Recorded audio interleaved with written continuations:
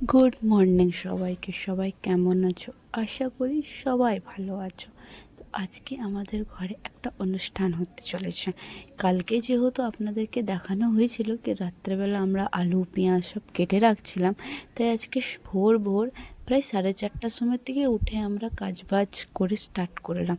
স্নান করে আমাদের যে ঠাকুর মন্দির আছে সে মন্দিরের জন্য একটু পায়েস আর একটু কিছু ভোগ বানাবার স্টার্ট হয়ে গেছিলো। তাই দিদি ওখানে করছিল, তাই আমি দিদিকে দেখছিলাম দিদি কী কী করছিল। ওই যে ভোগটা প্রায় পায়েসটা সব কিছু দিয়ে চাল টাল ভিজিয়ে সব রাখা দেওয়া হয়েছিল। আস্তে আস্তে করে ফুট এসে গেল ওর মধ্যে ভালো করে। এবারে এর মধ্যে এক একটা করে সব জিনিস দিয়ে দেওয়া যাবে। এবারে দেখলাম আস্তে আস্তে টুনটুনির দিদা এসে গেল আর মামা এসে গেল। এবার ওনার মামা বলছে, আমি একটা জিনিস এনেছি, এবার দেখা তোরা এসবও। আলা হ্যাঁ নিশ্চয়ই, এই যে আসার সাথে যে গরম তাই গ্লুকন্ডি ঘুলে দিলাম। তারপরেই সবজি বাজার বাবা নিয়ে আসলো, নিয়ে আসেই এই যে ডাল আমাদের সাদলানো হয়ে গেছে। কাকিমা এখানে তরকারি কাটছিল আর মাসিমা মানে টুনটুনির দিদা উনি শাক বাছছিল।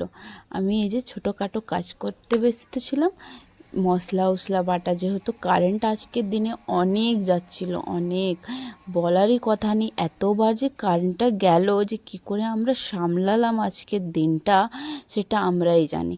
কিন্তু অনেক মজাও হলো, কিন্তু কষ্ট অনেক হলো। তারপরে সব মেনু ডিসাইড হলো, রান্না বান্না শুরু হলো। আচ্ছা, আমরা যেহেতু জানতামই না কি রান্না বা এরকম কোনো অনুষ্ঠান হবে, আমরা তো প্রায় 7:30টার দিকে আমরা এসব প্ল্যান করলাম।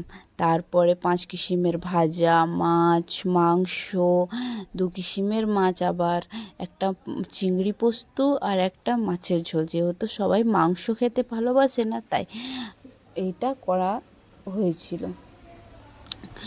এত গরম যে পরিমাণে আমরা তো হাতও দিতে পারছিলাম না।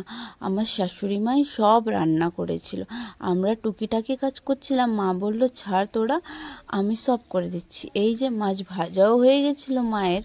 এবারে মা ভালো করে সব রেডি করে রেখে দিচ্ছিল। আর বেগুনিটাও প্রায় বানিয়ে উনিয়ে রেডি করে রেখেছিল। আচ্ছা, আমাদের যে সবের নিয়ম হচ্ছে পিঠা বানানো, পিঠা না বানালে হয় না। আজকের ব্লগটা এখানে